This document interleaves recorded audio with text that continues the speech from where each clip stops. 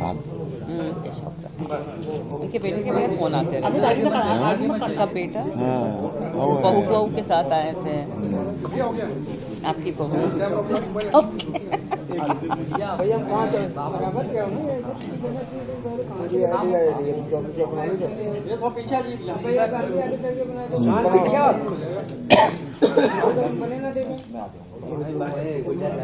चलिए भाई चलिए। शुरू कर दिए सर।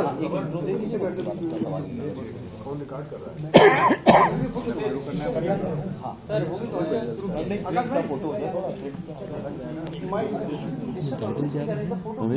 प्रिंट फोटो मेरे राम आए हैं। हमारे राम आए। हमारे राम आए।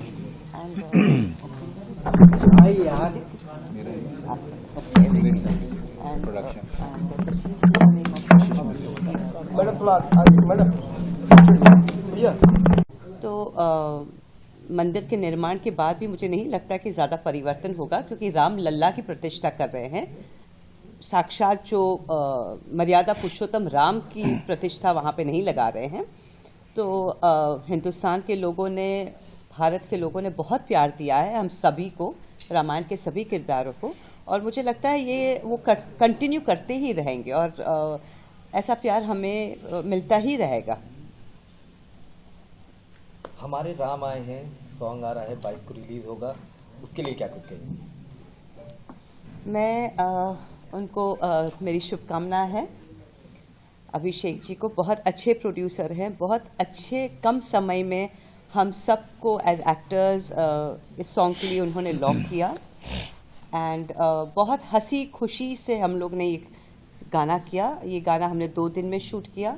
रात को शायद 3 बजे हमने पैकअप किया। हम लोग हनुमानगढ़ी, लता मंगेशकर चौक, और पहले दिन तो हम गुप्तार घाट पे थे। बहुत अच्छे तरीके से लोकेशन उन्होंने सिलेक्ट किए हैं और ऑल्सो बहुत अच्छे एपिसोड्स उन्होंने लिए हैं। शबरी का लिया है, हनुमान जी का एंट्री ली है, तो बहुत सुंदर तरीके से पूरी रामायण वो दर्शा रहे हैं वो 1.5 मिनट के गाने में। So we are very happy, I am very happy कि मैं उनके साथ मैं एसोसिएट कर रही हूँ। ये मेरा तीसरा गाना है, मेरे घर आए राम। ये है हमारे घर आए राम, लेकिन ये मेरे लिए ये तीसरा गाना है। और मेरे 2 गाने तो बहुत सुपरहिट हुए हैं एंड मुझे पूरा कॉन्फिडेंस है कि ये वाला गाना उसको भी सरपास कर जाएगा। बताइए क्या प्राण प्रतिष्ठा समारोह का 22 तारीख का दुनिया पर क्या असर पड़ने जा रहा है, आपको क्या अनुभव है? प्राण प्रतिष्ठा श्री राम मंदिर में हो रही है और मेरा जो अपना ख्याल है वो ये है कि ये जो राम मंदिर है ये हमारा राष्ट्र मंदिर साबित होगा। पूरे विश्व में वो संस्कृति जो पीछे थोड़े कुछ वर्षों में थोड़ी धूमिल हो गई थी, वो फिर से एक संदेश जाएगा। पूरे जो हमारी विरासत है ये संस्कृति, ये पूरे विश्व को पता लगेगी। ये मंदिर हमारा प्रेरणा स्रोत होगा विश्व के लिए। हमारी अपनी आस्था का केंद्र तो है ही, हमारा ये गौरव होगा, हमारी पहचान बनेगी इससे विश्व में।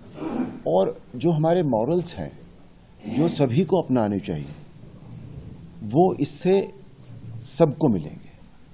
आज इतने लोग जो हम लोग हैं, जो सनातन धर्म को मानने वाले लोग हैं, भारतीय लोग हैं, वो तो मंदिर में उस दिन दर्शन करना चाह ही रहे हैं, लेकिन पूरा विश्व ये देख रहा है कि ये क्या हो रहा है।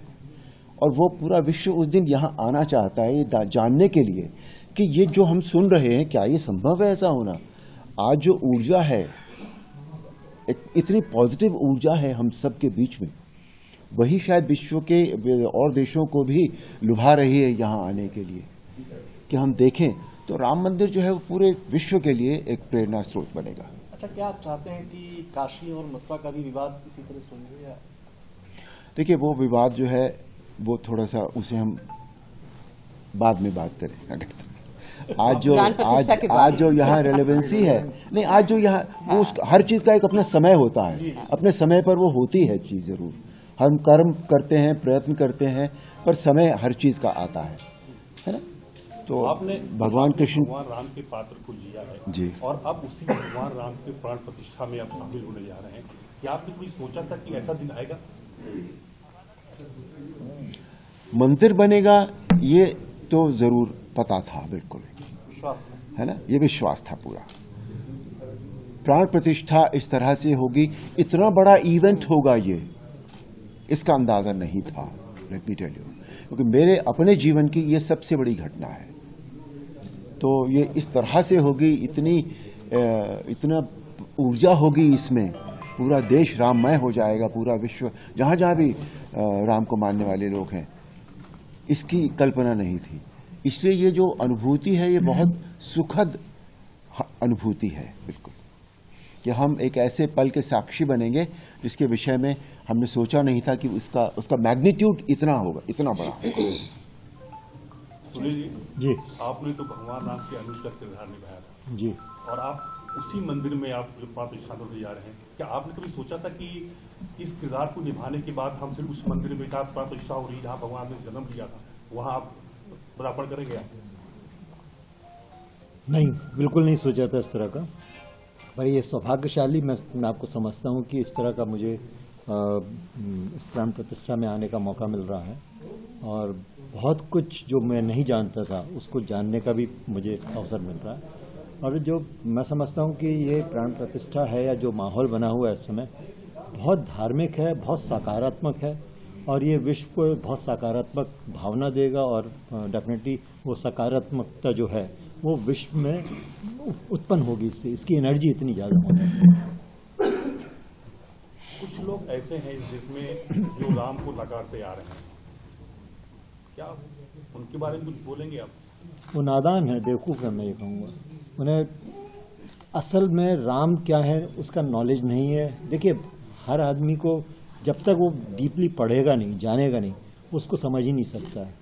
क्योंकि जब हमें भी नहीं मालूम था, बचपन में हमने जो रामायण थोड़ी बहुत जानी थी, पढ़ी थी, उतना ही नॉलेज था, उस हिसाब से हमें ज़्यादा नहीं था, तो इतना हमें लगता नहीं था कि राम क्या है, राम कितने डीप हैं।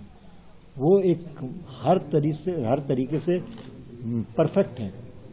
मर्यादा पुरुषोत्तम जब उनको एक उपाधि दी गई है, क्या कहा जाता है उनको, तो इसका मतलब है कि हर तरीके की मर्यादाओं का वो को निभाते हैं। और रामायण हमें ये सिखाती भी है कि हमें मर्यादा में कैसे रहना चाहिए, और ये शिक्षा उन्हें नहीं मालूम है, ये उसका नॉलेज नहीं है, इसलिए वो उस तरह की बेवकूफ़ी कर रहे हैं। अर्जुन जी, एक सवाल है कि जो रामायण आपने जो जिस पे किरदार निभाया था, जो रामायण बनी थी, उसके बाद बहुत सी रामायण बनी, लेकिन वो रामायण जो बनी वो आज तक जो ऐसी रामायण नहीं बनी, क्योंकि विश्व विख्यात रामायण बनी। क्या आपको लगता है कि ऐसी और भी रामायण बननी चाहिए उस तरीके की, जिसको कि लोग मतलब पूरा विश्व फिर से पसंद करें? जो अभी रामायण, जिस रामायण की आप बात करें, जो रामायण हमने की थी वो बहुत पसंद की गई, उसमें कोई कमी थी? नहीं। उस तरह की तो फिर आप क्यों चाहते? उस तरह की से मतलब नहीं है। ये एक चीज यहाँ रखी हुई है तो अपने आप में पूरी है ना। कोई जरूरी नहीं है कि दूसरी चीज तब लाई जाती है जब या तो उससे अच्छी बने या उससे कम बने। उसके बराबर की चीज तो दूसरी चीज का कोई अर्थ ही नहीं है, बिल्कुल भी, है ना। और बाकी तो भविष्य की बात पता नहीं भाई, राम जी क्या चाहेंगे, क्या उन्होंने सोचा होगा, क्या डेस्टिन्ड है, वो नहीं पता मुझे। पर जब एक रामायण है तो अभी तो दूसरी की आवश्यकता नहीं लगती मुझे कोई भी। नहीं, उसके बाद बहुत सी बनी है, तमाम रामायण आई, लेकिन उस तरह की नहीं बनी। आपको लगता है कि बननी चाहिए कि नहीं, ये प्रश्न। मैं वही कह रहा हूँ, जब वो है ऑलरेडी तो दूसरी की आवश्यकता क्या है? जब वो अपने आप में कोई चीज पूरी है, संपूर्ण है, तो क्यों दूसरी बनाई जाए? और जिस दिन किसी को लगेगा तो वो बनाएगा, फिर से कोशिश करेगा कोई। अब कोशिश में कितनी कामयाबी मिलती है वो तो राम जी जाने, वो व्यक्ति जाने। अरुण जी, इस समय देखा जा रहा है कि यंगस्टर्स में भी भगवान श्री राम के प्रति धुन सुनने का जैसे पहले ट्रेंड होता था, आज का ट्रेंड लग रहा है। तो अब यंगस्टर्स के लिए क्या कहना चाहेंगे इन फ्यूचर, क्योंकि वो लोग वेस्टर्न की तरफ बढ़ रहे थे, वहीं फिर से रामायण काल को उन्होंने समझा है। मैंने थोड़ी देर पहले भी कहा था कि हम अपनी संस्कृति से थोड़ा थोड़ा दूर होने लगे थे, लेकिन अब वो माहौल फिर से बना है।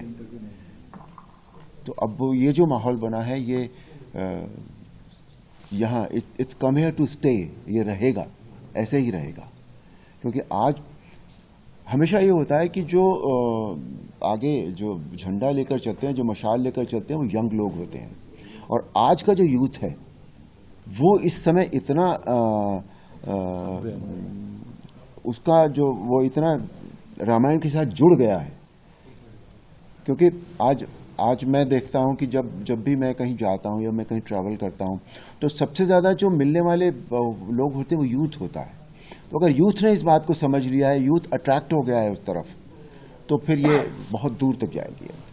हमारे राम आए हैं गाने के बारे में कुछ जानना चाहेंगे आपसे?